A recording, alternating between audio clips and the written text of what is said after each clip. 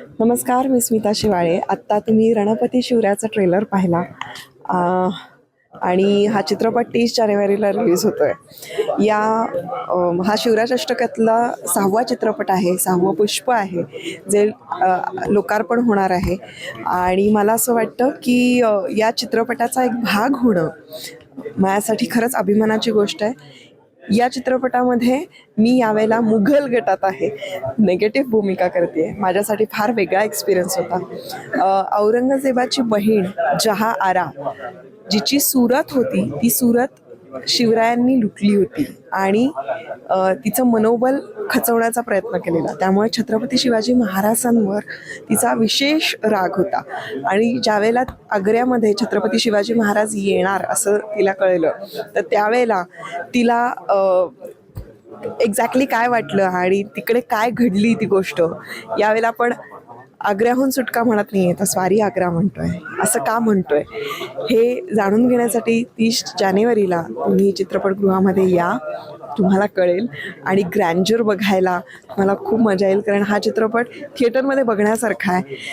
तो sound enjoy करण्यासारखा आहे, व्हिज्युअल्स एन्जॉय करण्यासारखे आहेत. अप्रतिम असा हा चित्रपट आहे. या चित्रपटामध्ये मुघल काळातला जो पेहराव आहे, वेशभूषा आहे, तर तो जो माझा अनारकली होता तो ऑलमोस्ट 35 किलोचा होता. आणि ती जी ज्वेलरी होती ती ऑलमोस्ट 10-1 किलोची ज्वेलरी मी घातली होती. तर अमेझिंग एक्सपिरियन्स होता. हे सगळं तुम्हाला थिएटरमध्ये बघायला आल्यानंतरच त्याची मजा येणार आहे, तेव्हा नक्की या चित्रपट बघायला. श्री शिवराज अष्टक हा जो संपूर्ण चित्रपट मालिकेचा भाग आहे, यातला हा 6वा सिनेमा आहे. आणि 2च सिनेमे आता पूर्ती व्हायचं त्याची बाकी आहे. आणि श्री शिवराज अष्टक हे जे काही आम्ही आमच्या आयुष्याचं ध्येय बनवलं होतं, कलाकार म्हणून काम करत असताना अमाप समुद्रासारख्या अनेक संधी तुमच्यापर्यंत येत असतात किंवा दिसत असतात, पण नेमकं काय करायचं ते कळत नसतं. आमच्या सुदैवाने शिवछत्रपतींच्या इतिहासावरची ही चित्रपट मालिका करण्याचं हे ध्येय आमच्या डोळ्यासमोर आलं, त्यामुळे आयुष्याला काहीतरी अर्थ मिळाला.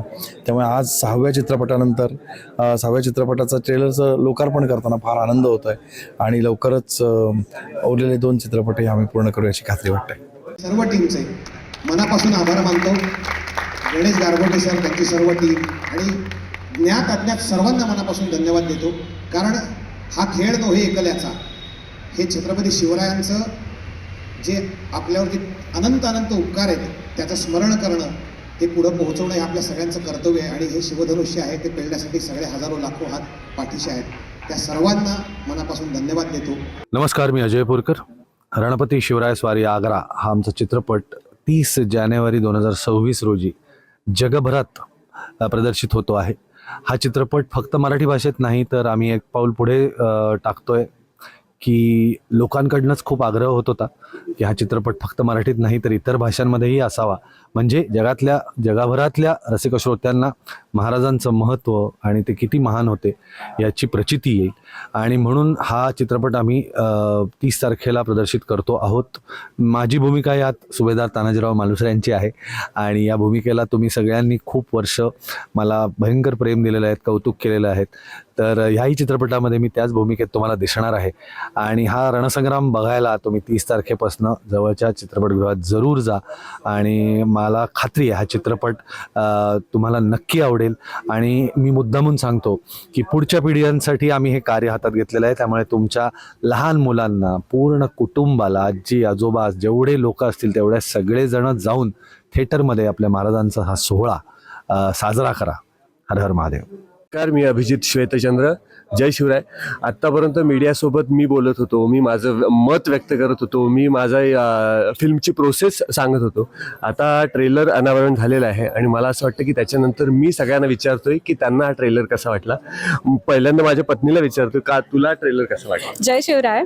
प्रचंड अभिमानाचा क्षण आहे, कारण आपल्या संपूर्ण महाराष्ट्राचं दैवत छत्रपती शिवाजी महाराजांची भूमिका साकारायला मिळणं ही खूप मोठी जबाबदारी आहे. आणि ती अभिजितला मिळाली.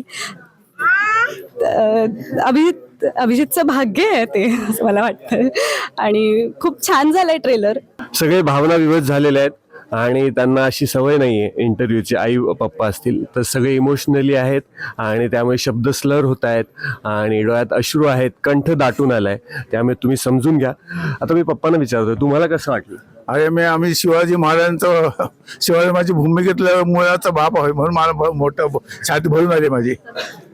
आई तुला कसं वाटलं? खूप छान वाटलं. मला एक सांगायला आवडेल की आई प्रत्येक इंटरव्ह्यूमध्ये आईचं एवढंच म्हणणं आहे, खूप छान आणि डोळ्यात अश्रू आहेत. तर मला असं वाटतं कधी कधी शब्दांपेक्षा भावना खूप महत्त्वाच्या आहेत आणि त्या भावना तिच्या डोळ्यातून दिसत आहेत. त्यामुळे सगळे भावना विवत झालेल्या आहेत. आणि मी रसिक प्रेक्षकांना विनंती करेन की 30 जानेवारीला रणपती शिवराय स्वारी आग्रा हा सिनेमा चित्रपटगृहामध्ये प्रदर्शित होतोय. नक्की बघा आणि तुमच्या प्रतिक्रिया कळवा. धन्यवाद. जय शिवराय.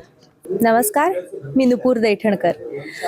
आज आपण सगळे आलेलो आहोत रणपती शिवराय स्वारी आग्रा ह्या चित्रपटाच्या ट्रेलर लॉन्च सोहळ्यामध्ये आणि खूप आनंद होतोय. येत्या 30 जानेवारीला हा चित्रपटगृहांमध्ये प्रदर्शित होतोय आणि मी स्वतःला भाग्यवान समजते, कारण मी ह्या चित्रपटामध्ये महाराणी सोयराबाईंची भूमिका साकारली आहे आणि शिवराज अष्टकातील हे 6वं पुष्प आहे. सुभेदारपासून मी ह्या चित्रपटामध्ये काम करते आहे आणि खूप छान वाटतंय, कारण आमचे दिग्दर्शक दिग्पाल लांजेकर यांनी खूप विचार करून अभ्यासपूर्वक हे पूर्ण अष्टक मांडलं आहे आणि त्याचं पुढचं पर्व आत्ता येत आहे आणि मला त्याचा भाग येत आहे. ह्याच खरंच मी स्वतःला भाग्यवान समजते. आणि अजून एक आनंदाची गोष्ट म्हणजे छत्रपती शिवाजी महाराजांची भूमिका माझा खूप चांगला मित्र अभिजित श्वेतचंद्र साकारत आहे.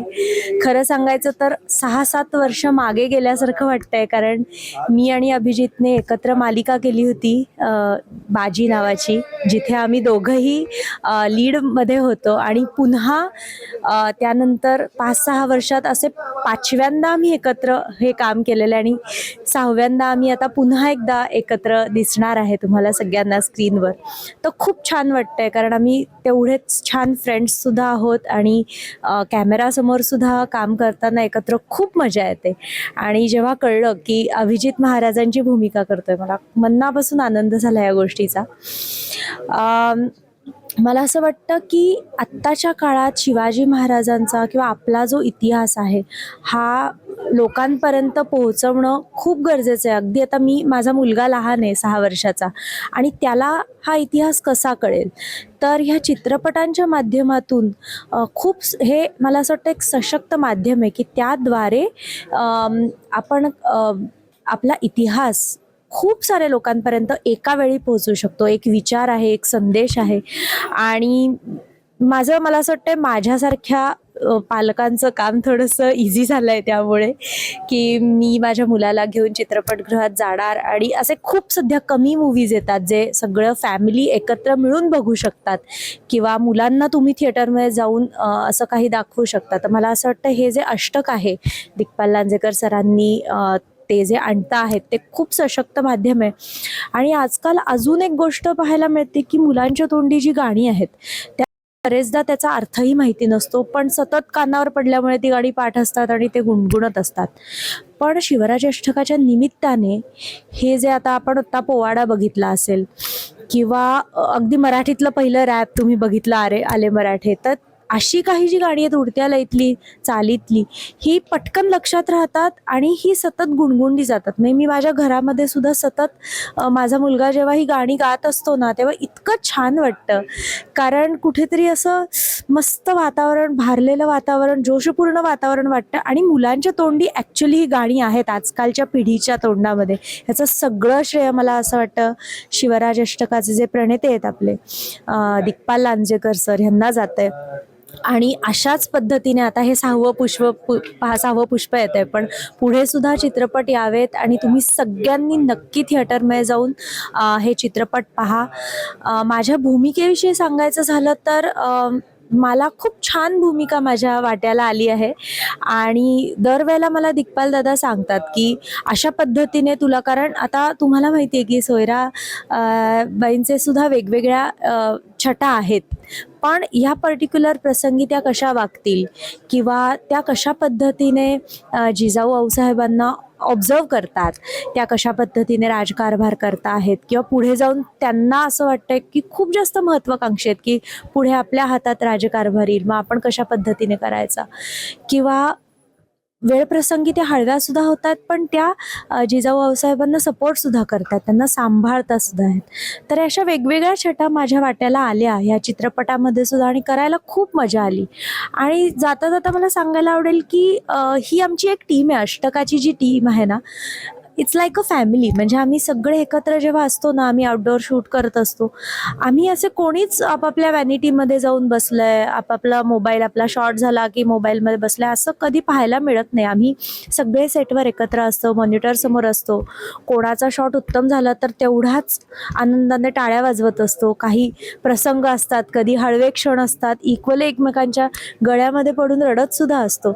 सो खरंच ही एक आमची टीम आहे आणि ते टीम स्पिरिट घेऊनच आम्ही पुढे जातोय. ती सगळी ऊर्जा आम्हाला ह्या प्रेक्षकांकडून मिळतोय. या आधीचे पण चित्रपट तुम्ही बघितले असतील चित्रपटगृहांमध्ये की ब्लॉकबस्टर सिनेमे आलेले आहेत आणि पुढचेही तशाच पद्धतीने आम्ही करण्याचा प्रयत्न करतोय. तर खूप छान वाटतंय, भाग्यवान समजतीये स्वतःला. आणि तुम्ही सगळेजण 30 जानेवारीला चित्रपटगृहामध्ये जाऊन हा सिनेमा नक्की पहा. धन्यवाद.